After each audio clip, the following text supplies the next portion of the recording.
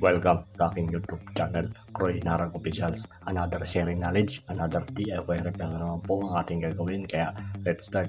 Bali, ito na po pala yung part 2 nung ginagawa nating pagbibuild nung pang-convert nung bushing into bearing. Yan po yung, ito na po yung part 2. Bali sa part 2, bali ang pag-uusapan naman natin dito is yung spacing. Kasi napaka-importante rin yung spacing nito, yung mga nilalagay na spacer dito sa shafting para maging sakto yung lapat dito.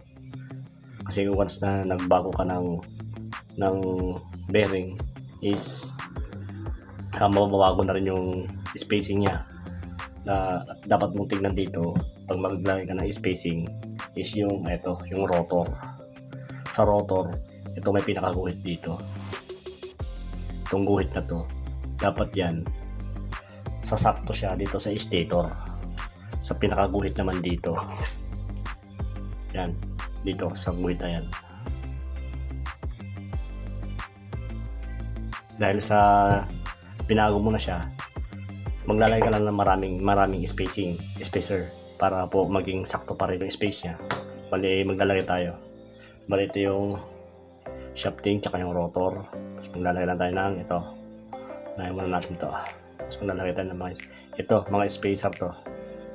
Medyo marami nga lang tayo mailalagay na spacer. Tapos pagkatapos mo ilagay spacer, isukat mo na kayo ng ito. Tingnan mo kung sakto. Ganyan. Sakto na yan. Makikita nyo yung linya sa loob. Sakto na siya doon sa yung stator at saka yung rotor is pantay na sila. Ibig sabihin okay na yan. Tapos sa harapan, lagyan natin to. Lagyan tayo ng spacer.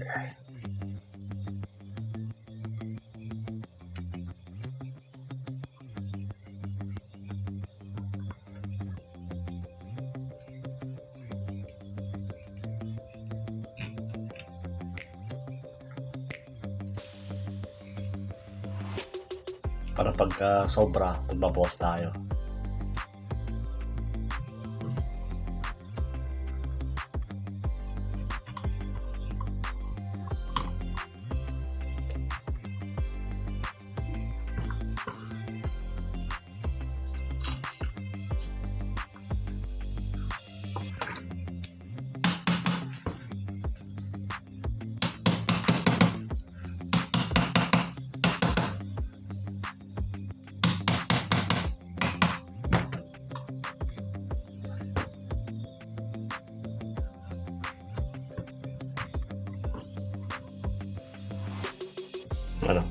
Sakto na siya, pero parang babawas tayo ng isa, medyo mahigpit siya, babawas tayo kasi pag linagay mo yung tornilyo yan, hihigpit pa yan, kaya kailangan natin magbawas.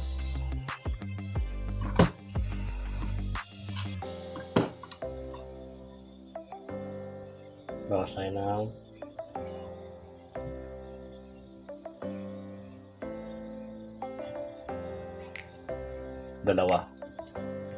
dalawang manipis natin ito.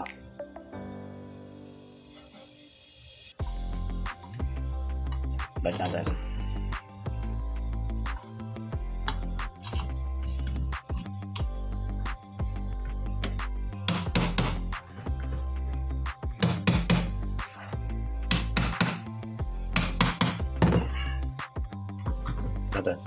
May konting alog lang, diba? Hindi ganun siya kahigpit, may allowance pa rin siya na konti.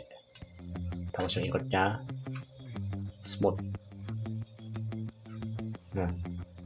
Tapos itornilyo natin siya, kasi pag hinigpitan natin ito ng tornilyo, pwedeng magbago. Para pag medyo maskip, kung babawas ulit tayo.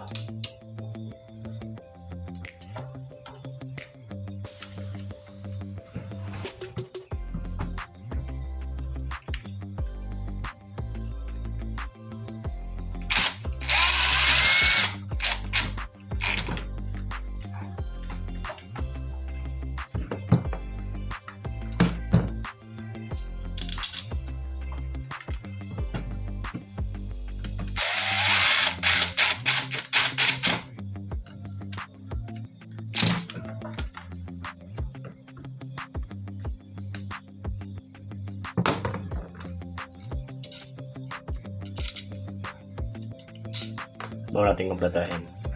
Testing ulit natin. Ano?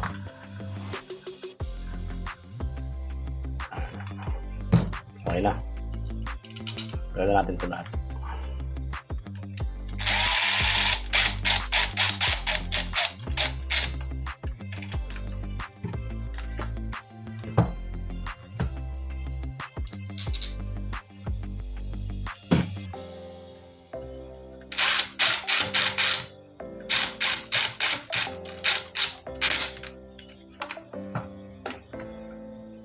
Kasi natin ulit. Ano? Maganda yung pinaka allowance niya, clearance niya. Hindi masyadong maluwag, hindi masyadong mahigpit. Sakto lang. Kaya pag tinesting mo siya, diba, umiikot siya na maayos. Napaka-importante kasi ito. Once na kasi na binago mo na yung bushing, dito ka naman maghahabol sa spacer. Bali, yun lang. Yun yung isang, ito yung part 2 ng ating ginawang pag-build ng bushing into bearing. Kaya kung kayo mag-build ng ganito, ito talaga isa sa mga pag-aaralan nyo din kung paano maglagay ng spacer. Kung gaano karami, or kung magbabawas ka, or magdadagdag ka. Kasi napaka-importante yung clearance. Kaya yun lang yung maibabahagi ko sa inyo. Yung part 3, bali yung testingin naman natin yung binil natin.